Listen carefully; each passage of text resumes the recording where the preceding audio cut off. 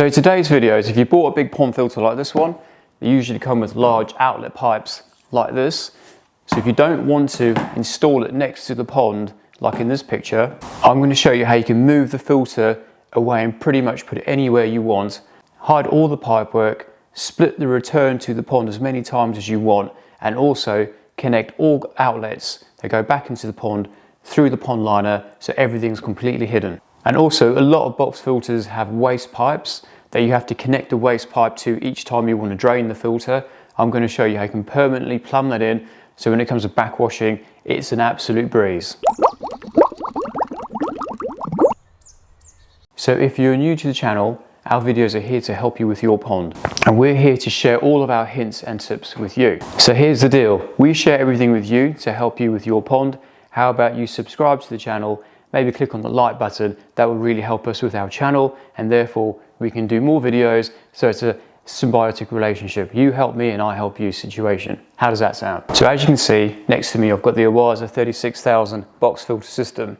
As it happens, it's actually one of my favorite filters on the market. If you have the correct size pond and fish stocks, this filter system will not leave you disappointed. So however, when we first started installing these filter systems, there was only one thing that really annoyed me when it came to the installation process, and that is the large outlet pipe going back to the pond. So the large outlet generally comes on box filters of this size. It's quite common across the board and across the market. However, the OASE Biosmart range, the outlet size happens to be on even some of the smaller models too. I just wanted to give you an example, not picking on anyone in particular, just wanted to give you an example of what the outlet looks like and how big it is. So I just wanted to do this video because I know there's quite a lot of people out there that have bought these, and when it comes to installing them, they may have been a little bit disappointed because they have had to put the filter next to the pond, so it's a bit of an eyesore, and there's probably a lot of people that didn't actually buy this particular filter if they were thinking of the return and they didn't actually want to see any pipework or have a big box filter next to the pond itself. Also, it's not just the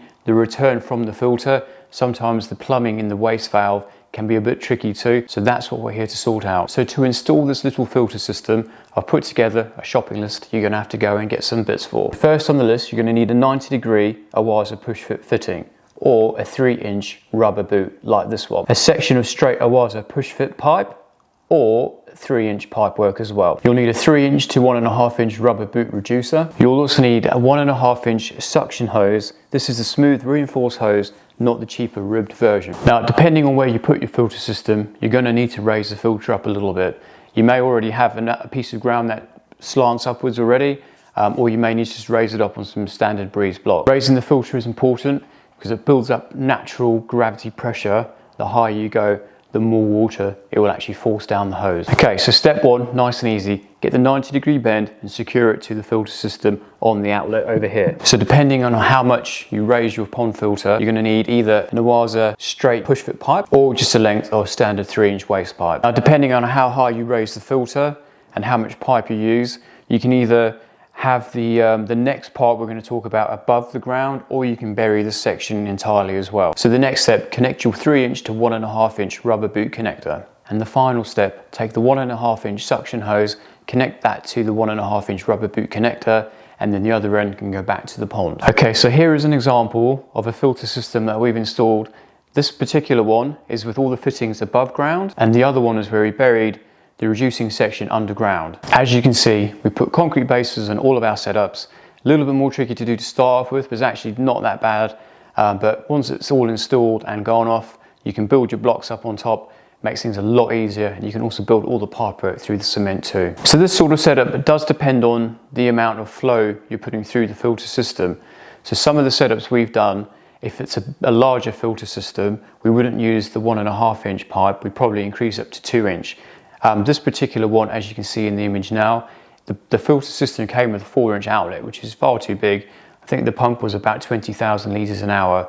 So we also wanted to split the pipework up. So as you can see, we have one return that goes to the header pool, the other return goes back into the pond, and we split that into two 2-inch sections, and also each section has a ball valve to control the flow on. So splitting the pipework is another great way. You can actually get quite a lot of flow through smaller pipework if you split it up into more than one outlet. So this is a nice versatile way of splitting up what would be a massive large 4-inch pipe going into the pond into two smaller sections, which makes no difference to the flow. You still get great flow, and also you can put it where you want it. So the best thing we like about this particular method, reducing the hose size, means you can use flexible hose. Using flexible hose, obviously, it's a lot easier to move around corners and install and bury it into the ground. But not just that, you can connect it to one of these 1.5 inch tank liner connectors. We did a video on how to install these tank liner connectors, which I'll also leave in the description below.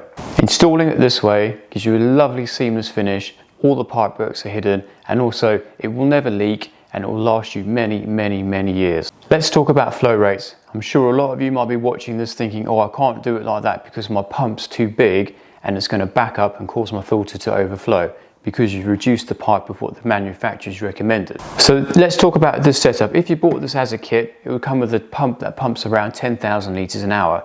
Now, this pipe that they recommend for this particular filter, a 10,000 litres an hour pump, is far too small to cause any backup on here. In fact, this pipe can actually handle around about 35,000 litres an hour at gravity pressure. 35,000 litres an hour, that's a lot of water. So we also did another video about different flow rates and how much flow pipework can actually handle under just standard gravity pressure. So 1.5 inch pipe, which we were speaking about before, how much flow can that handle? Let's just say this was a piece of 1.5 inch pipe. If you installed the pipe horizontally on this filter here, like so, that would be gravity pressure, just pretty much filling up the filter and overflowing and going back down. So if that was the case, that particular piece of pipe, 1.5 inch, can only handle about 9,500 litres an hour. So you might be thinking, well, you can't use 1.5 inch pipe on a filter this big on a 10,000 litre an hour pump, because you just said that the 1.5 inch can only handle 9,500 litres an hour. But that's the magic of raising the filter system up. So have a look at this setup here. As the water starts entering the 3 inch pipe, obviously it's going to start flowing out the bottom. But if the pump was pumping a little bit faster than the 1.5 inch pipe can actually handle, as the water builds up in the 3 inch pipe, it starts to put on a lot of pressure. And then that pressure actually forces a lot more water through that pipe. So that way you can actually have a bigger pump using a smaller piece of pipe work. So another way, you could even use a larger pump and still use 1.5 inch pipe. If you were to split the pipe from the 3 inch, go into a 2 inch piece of pipe, and then from the 2 inch, split it again into two 1.5 inch pieces of pipe.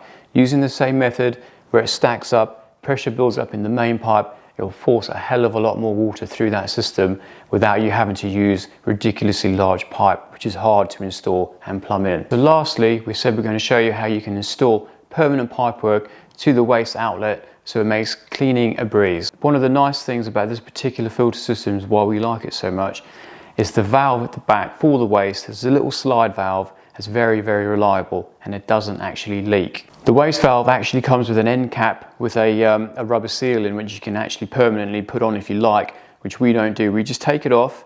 We use a 1.5 inch to 2 inch rubber boot that goes directly onto the thread, and then again you use 1.5 inch suction hose as your waste pipe, so you can put that wherever you want.